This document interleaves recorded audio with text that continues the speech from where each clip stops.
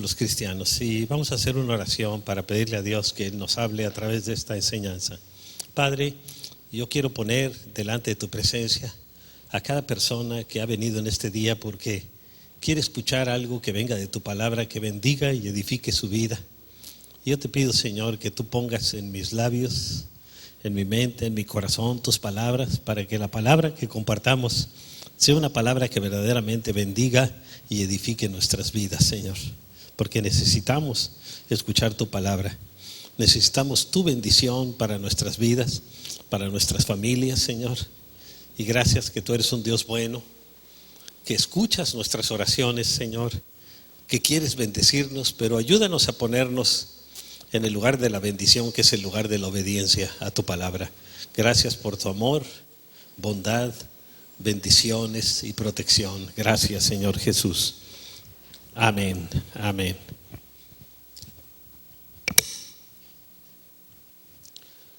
Bien, fíjense,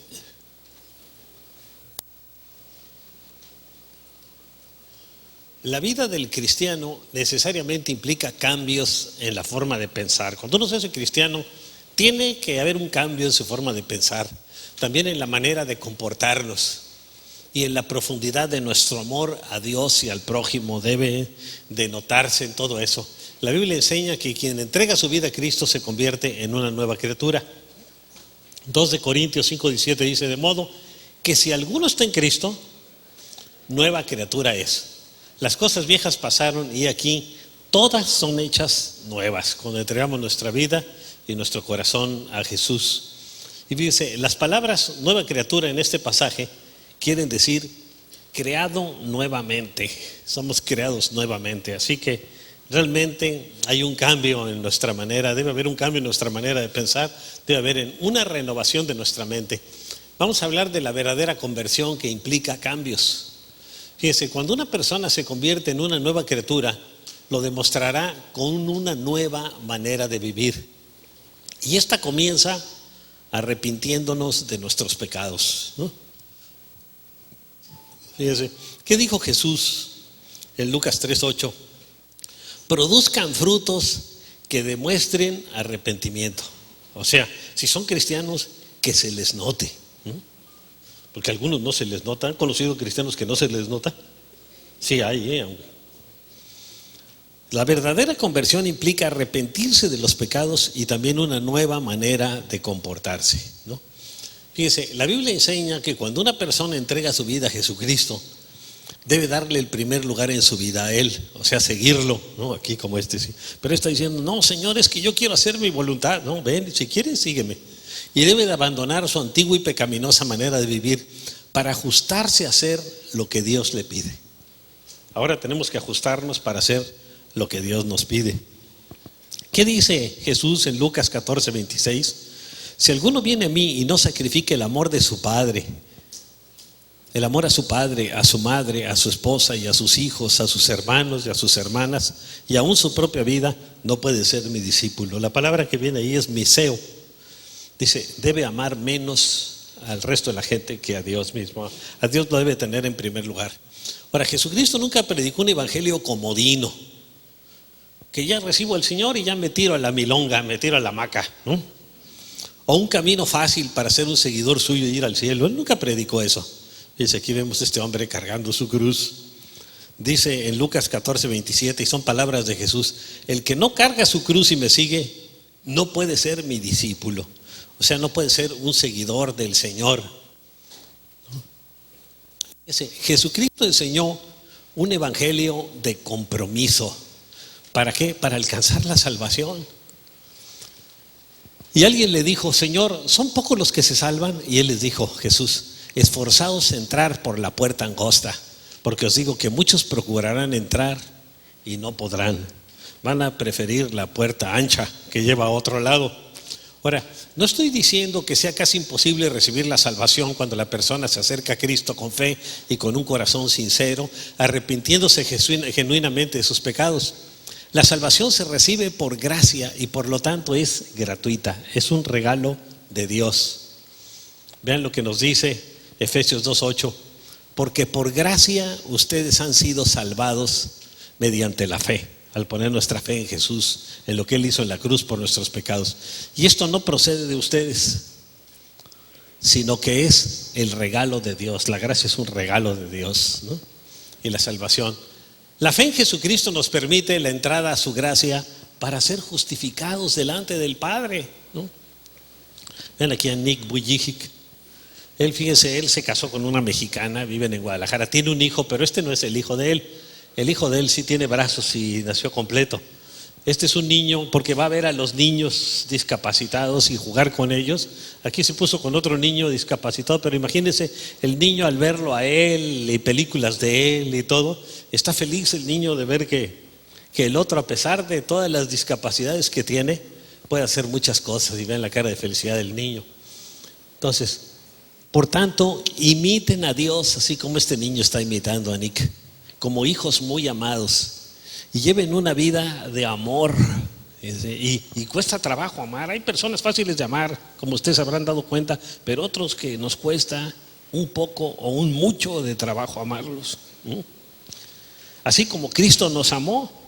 Nada más se acuerda uno de esos: Señor, me cuesta mucho trabajo amarlo. Yo sé que a lo mejor yo también te costé mucho a ti, pero gracias porque tú me amas, así que yo voy a amar al otro también. Nos amó y se entregó por nosotros como ofrenda y sacrificio fragante para Dios, y se entregó como ofrenda en la cruz y pagó con su sangre para salvarnos. Ahora, la mayoría de la gente, aún cristianos, cree que se va a salvar por hacer buenas obras. Fíjese, de hecho, la principal diferencia entre el cristianismo bíblico y todas las demás religiones es que en todas las religiones la gente se salva por obras. Hinduismo, budismo, islamismo, todos se salvan por obras. Aún en religiones cristianas hay muchas, se salvan por obras. Pero el cristianismo bíblico dice que no es por obras. La Biblia enseña claramente que es por la fe en Jesucristo y no por las obras. Vean lo que nos dice Gálatas 2:16. Sin embargo, al reconocer que nadie es justificado por las obras. ¿Quién es justificado por las obras? Nadie. Las obras que demanda la ley, sino por la fe en Jesucristo. También nosotros hemos puesto nuestra fe en Cristo Jesús para ser justificados por la fe en Él y no por las obras de la ley, por hacer buenas obras, cumpliendo la ley. Porque por estas nadie será justificado por las buenas obras, ¿no? Ahora vamos a hablar de la necesidad de creer y de mostrar frutos. Dice, muchas personas dicen creer en Jesucristo, pero nunca se han entregado a Él ni se han arrepentido de sus pecados, así como este era ladrón y sigue, no, pero se pone su cruz, pero sigue robando.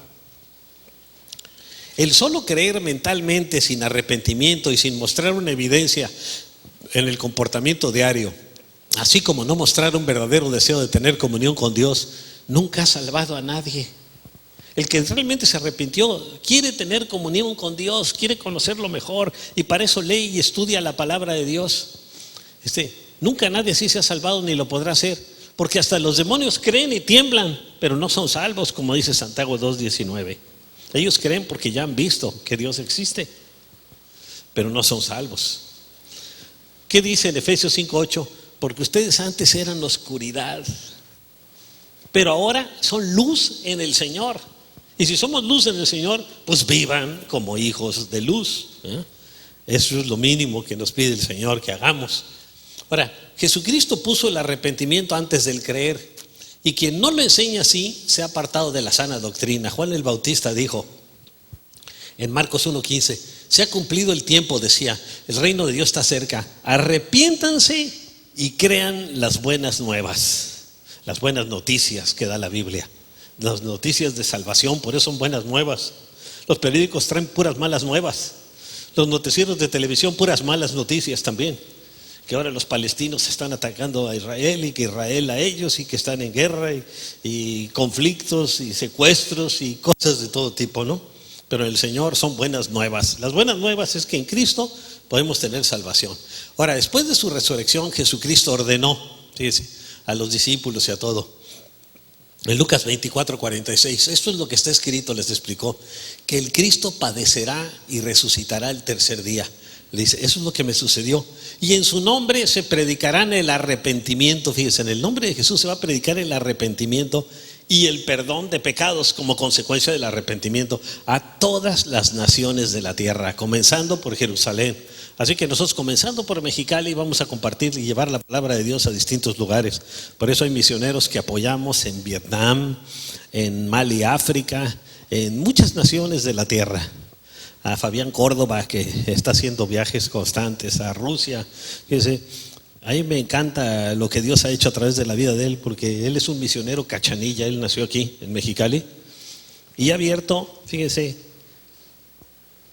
35 congregaciones en Rusia, en Siberia, en la parte peor y más difícil. Ahora, no fue él, sino la gracia de Dios obrando en él. Él le compartió a un ruso, lo estuvo entrenando, le dedicó tiempo, y cuando él regresó a verlo ya había abierto 5 grupos en casas que se convirtieron en 5 iglesias, y de ahí fueron saliendo todo lo que hay ahora. Imagínense, ahí Dios se manifestó. Ahora, pero él fue obediente atendiendo a esa persona, discipulándola. El apóstol Pedro, fíjense, después de Pentecostés exhortó así a la gente, dice: por tanto, para que sean borrados sus pecados, arrepiéntanse y vuélvanse a Dios. Le está diciendo al pueblo de Israel, que era un pueblo que se consideraban seguidores de Dios, a fin de que vengan tiempos de descanso, o sea, de refrigerio espiritual de parte del Señor. El apóstol Pablo instruía así a los creyentes. Vean, ustedes saben que no he vacilado en predicarles nada de lo que les fuera de provecho, o sea, todo lo que viene en la Biblia, sino que les he enseñado públicamente. Se juntaban grupos de personas hasta en plazas y todo, y les predicaba, y en las casas. Él predicaba en casas también. Por eso nosotros también debemos de predicarle a la gente en casas. A judíos y a griegos les he instado a convertirse a Dios y creer en nuestro Señor Jesús. Él les predicaba a todos. Ahora, aquí Jesucristo hace referencia a todos los creyentes que se han enfriado en su relación con Él. En este versículo dice: sin embargo, tengo en tu contra que has abandonado tu primer amor. Aquí está este hombre, su amor, o Cristo, la cruz, o el dinero, ¿no? Recuerda de dónde has caído. Arrepiéntete y vuelve a practicar las obras que hacías al principio, cuando estabas enamorado de mí, le dice el Señor. Si no te arrepientes, iré y quitaré de su lugar tu candelero. El candelero es lo que nos da luz, la luz del Señor en nuestras vidas. Y ven qué tremenda palabra. Ahora, Jesús nos manda a despertar de la modorra espiritual. Vean cómo recordar la palabra que hemos recibido y guardarla. Dice en Apocalipsis 3:3: así que recuerda lo que has recibido y oído.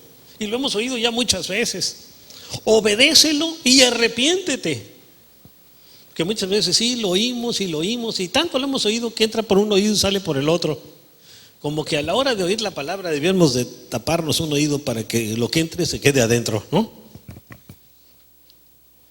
Si no te mantienes despierto, cuando menos esperes, caeré sobre ti como un ladrón. O sea, voy a llegar de sorpresa cuando el Señor venga por segunda vez.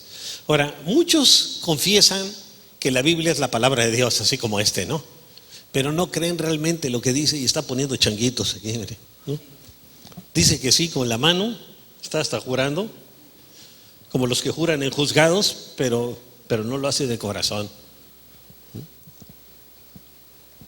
Dice Jesús en Juan 7:38: el que cree en mí, como dice la Escritura, de su interior correrán ríos de agua viva, ¿no? El que cree en el Señor, como dice la palabra, va a haber un fluir de la presencia de Dios en sus vidas. Fíjese, el que cree obedece. ¿Qué corren en ti? ¿Ríos de agua viva o el agua estancada de la desobediencia? Así como en Israel, fíjese, del mar de Galilea, al mar de Galilea entran aguas de ríos, ¿no? Del río Jordán y todo. Pero la agua de las aguas que llegan al mar muerto, ahí se terminan, pierden su vida y los peces mueren, porque el mar muerto tiene mucho potasio, tiene demasiada sal y tiene muchos metales, ¿no? Y no puede haber vida, por eso es el mar muerto. Y ya no corre el agua del mar muerto, se queda ahí. Y no se llena más porque se va evaporando por el tremendo calor que hace. Imagínense, así como ahorita, siempre está ahí en el mar muerto, ¿no? Tremendo el calorón que hace. Y dice en Mateo 7:21, a mí este versículo me asusta, espero que a ustedes también. No todo el que me dice Señor, Señor, aunque sea pastor, aquí le añado yo un poquito, entrará en el reino de los cielos, sino solo el que hace la voluntad de mi Padre que está en el cielo, solo el que obedece. Uno puede decirle Dios, Señor, y te amo, y venir a las alabanzas y desbordarse delante del Señor, pero si no le obedece, fíjense dónde va a acabar. Jesús dijo que la manifestación de dones en la vida de un creyente no es suficiente, sino que el creyente debe ser obediente, ¿no? Miren, muchos me dirán, dice Jesús en aquel día, Señor, Señor, ¿no profetizamos en tu nombre? Aquí el don de profecía. Y en tu nombre expulsamos demonios, haciendo exorcismos. E hicimos muchos milagros, el don de milagros también. Entonces les diré claramente, jamás los conocí. Esta asusta también, ¿eh? Aléjense de mí, hacedores de maldad. Y aquí está fíjense que es un diablo, pero con máscara de santo, ¿no? Espero que ninguno de ustedes esté así, ¿no? El verdadero siervo de Jesucristo le obedece y muestra un fruto de arrepentimiento en lo que hace. ¿Qué dijo Jesús en Mateo 3:8? Produzcan frutos que demuestren arrepentimiento. Vuelve a recalcar otra vez, que se les note, ¿no? Si dicen que son cristianos. Ahora, quiero recalcar esto. Jesús no vino a salvar a su pueblo de sus pecados. Jesús vino a salvar a su pueblo de sus pecados, fíjense. No en sus pecados. El ángel le anunció a José acerca del hijo que tendría María, su esposa, y le dijo: dará a luz un hijo y le pondrás por nombre Jesús, porque él salvará a su pueblo de sus pecados. Le va a dar salvación, pero también lo va a salvar del pecado para que ya no siga viviendo en el pecado. Actualmente muchos pastores ven el mensaje de la Biblia como algo muy drástico en su opinión. Les voy a decir una cosa. En muchos lugares en los Estados Unidos, hace 30 años, casi todas las congregaciones que ahora se llaman cristianas eran cristianos de veras, pero ahora se han apartado del evangelio y ahora están predicando un mensaje de prosperidad, que también Dios quiere la prosperidad y bendición para sus hijos, pero ellos lo único que buscan es la prosperidad económica y no buscan a Dios, y eso es lo que se está enseñando, y eso es un falso evangelio. Lo ven muy drástico el predicar acerca del pecado, y para no asustar a la congregación prefieren predicar un mensaje más suave, más aguadito y más aceptable. No te preocupes, el infierno se vive en esta vida, no hay infierno, ¿no? Hermanos, la salvación no se pierde, dice aquí, mire, el pastor es un lobo con vestido de oveja. Cuide y busque la prosperidad, ¿no? Eso no enseña la palabra. Y el otro, amén, pastor, amén, aleluya, gloria a Dios. Eso sí nos gusta, ¿no? Y a la gente se le está dando lo que le gusta, ¿no? Este es un mensaje antibíblico, ese de no te preocupes, el infierno no existe, porque indirectamente le está diciendo a la gente que pueden vivir sin arrepentirse de sus pecados y van a salvarse, sin reconocer que Cristo pagó con su sangre para limpiarnos de ellos, limpiarnos de nuestros pecados. Dice, Jesús es quien más habló acerca del infierno. Así que si alguien dice, pues yo creo en Jesús, pero no en el infierno. Jesús es el que más habló del infierno y comenzó su ministerio predicando: arrepiéntanse porque el reino de los cielos está cerca. Ahora, Juan Wesley, un siervo de Dios, dijo: qué terrible es cuando los embajadores de Dios, o sea, los pastores, se vuelven agentes del diablo.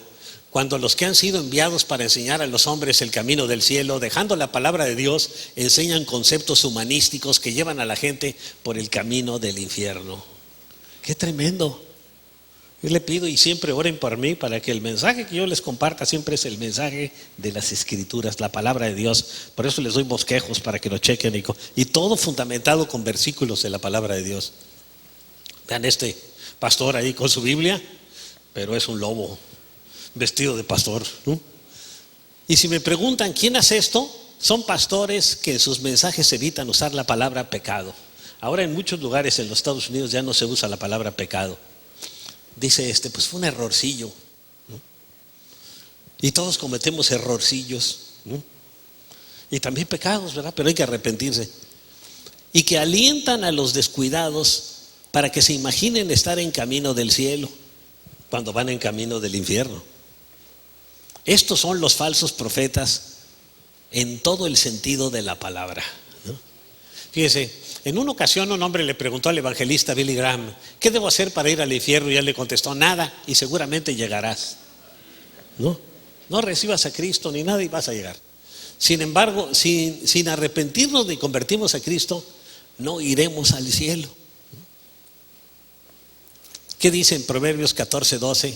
Hay caminos que al hombre le parecen rectos, pero que acaban por ser caminos de muerte, dice en la Nueva Versión Internacional. En la Reina Valera 60 dice: hay camino que al hombre le parece derecho, pero su fin es camino de muerte. Qué tremendo, ¿no? Ahora, pregunta: ¿voy a correr el riesgo de perderme por la eternidad confiando en mis propios conceptos, mis ideas acerca de Dios? Porque mucha gente dice: yo creo en Dios a mi manera. Han oído gente así, ¿verdad? Yo creo en Dios a mi manera. Y conceptos acerca del cielo y del infierno. ¿O voy a creer lo que enseña la palabra de Dios? Pues vamos a creer lo que enseña la palabra de Dios. Ayer fui al cine, antier, con mi hija y mis nietos, y vimos una película que se llama El cielo realmente existe, y se la recomiendo. Aunque leí el libro también, el libro me gustó más, pero tiene cosas interesantes acerca de Dios. Hay algunos cristianos que dicen que a lo mejor el libro está un poco exagerado, porque ¿cómo vamos a creer las opiniones de un niño de 4 años? Pero yo creo que un niño de 4 años por lo menos no es malicioso, él dice lo que cree que vio, ¿verdad? Y está interesante, se recomiendo. La están dando en Cinépolis, en San Pedro, y no sé si en otro cine esté, pero ahí están en esos cines, y la vimos. Y es una película que realmente sale uno del cine con un buen sabor de boca, ¿no? Y el niño habla de lo que vio en el cielo y de muchas bendiciones. Así que se la recomiendo, vean y júzguenlo. Si a usted no le convence en algo, pues nada más reciba la bendición de estar contento con lo que ve, ¿no? Tampoco viene ningún mensaje antibíblico, ¿eh? Y ahí el niño comenta que vio caballos en el cielo. Y eso no me parece. Y luego yo creo que el cielo es como el paraíso, que hay animales de todo tipo. Cuando Dios hizo el paraíso, era una representación como del cielo. Y pues va a haber animalitos y todo ahí, ¿no? Entonces dice: yo vi un caballo que tenía Jesús, dijo el niño, ¿no? Y también dice que vio un abuelo. Y en la película no lo mencionan, pero dice que al abuelo que vio, el papá le dice: pero mi abuelo no era cristiano. Y el niño dice: sí, él me platicó que un día le hablaron de Jesús y que le entregó su vida a Jesús, ¿no? Y el abuelo se puso contentísimo porque dice eso no lo sabía el niño, ¿no? Y lo pudo saber. Y también que se encontró una hermanita ahí, el niño, en el cielo. Y le dice a su mamá, dice: no, tú no tienes ni otra hermana, solo la que tienes aquí en la tierra. Y de repente se acuerda que había tenido otra que murió recién nacida. Y le dice ella: ¿cómo se llama tu hermanita ya? No tiene nombre, porque me dice que ustedes nunca le pusieron nombre. Tremendo, se asustaron. Pero vienen cosas muy bonitas, ¿no? Por eso se la recomiendo, véanla, le va a bendecir. Entonces, pregunta: ¿voy a correr el riesgo de perderme por la eternidad confiando en mis propios conceptos acerca del cielo y del infierno, o voy a creer lo que enseña la palabra de Dios? Pues vamos a creer lo que enseña la palabra de Dios, ¿verdad? Porque la palabra de Dios es verdad. Vean lo que dice en Marcos 8, 36 y 37. ¿De qué sirve ganar el mundo entero si se pierde la vida? ¿O qué se puede dar a cambio de la vida? En esa película este niño, fíjense, no lo menciona en la película, pero en el libro sí. Dice que cada vez que veía a alguna persona le decía a su papá: vamos a hablarles de Jesús, porque si no esta persona no va a ir al cielo. Así que pues eso, vemos que realmente es bíblico, es lo que Dios quiere que hagamos, ¿verdad? Ahora, Pablo sabía que estaba en juego la salvación eterna de la gente. Él procuraba hacerles ver, fíjese, su condición espiritual. Porque fíjense, solo tenían ojos para las cosas materiales, para el dinero, y el dinero los enceguecía a las cosas espirituales. Tenían ojos para la comida, el vestido, la casa, el entretenimiento, y desperdiciando así su vida. ¿Qué dice Hechos 20:31? Así que estén alerta, recuerden que día y noche, dice el apóstol Pablo, durante 3 años no he dejado de amonestar con lágrimas a cada uno en particular y de predicarles el mensaje del Señor. Así que ahora vivimos un tiempo para orar y velar. Hoy en día no hay temor de Dios en la mayoría de la gente, ni en cristianos. Fíjense que vi otro video anteantier, que se llama El Señor de los Tiempos. Es un video cristiano de Cabe. Y en ese video cristiano, un hombre que era un maestro bíblico de 1890 es llevado al futuro a 1990. Y entonces él va un día al cine, fíjense, en 1990, hace que ya 25 años, ¿no?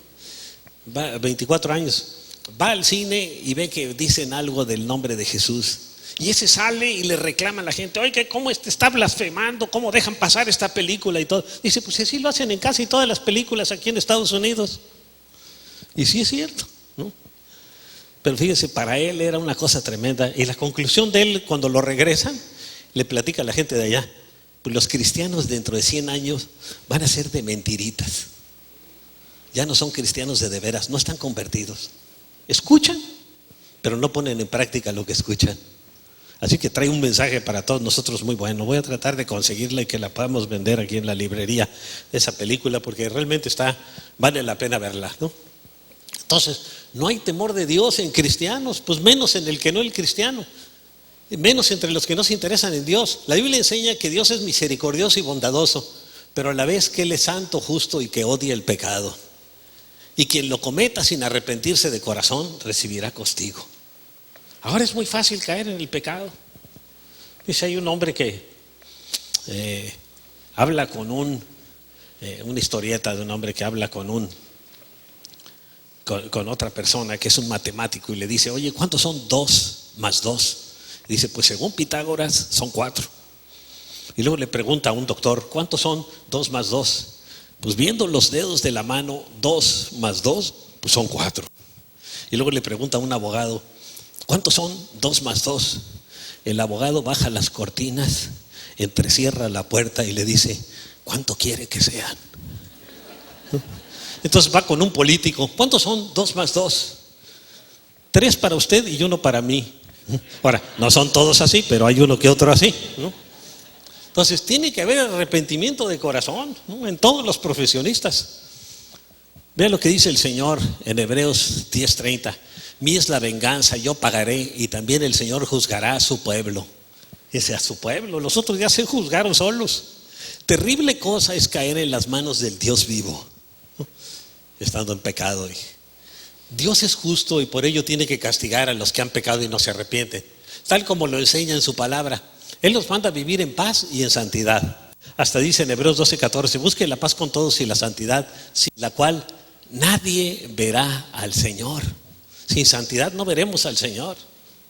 Ahora, un siervo de Dios que solo anda arrullando a los creyentes para que continúen durmiendo espiritualmente, ha dejado de ser un discípulo de Cristo para convertirse en un agente secreto de Satanás. Yo por eso tengo que decirles lo que dice la Biblia, porque si no, yo voy a ser responsable delante de Dios. Jesús exhortó a sus discípulos y vean lo que les dice. El día en Getsemaní, cuando estaba: ¿por qué están durmiendo?, les exhortó: levántense y oren para que no caigan en tentación. Para eso es necesario orar.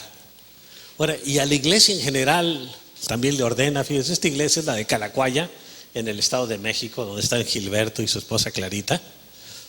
Ahí prediqué yo en Semana Santa, en esa congregación que caben 9,000 personas.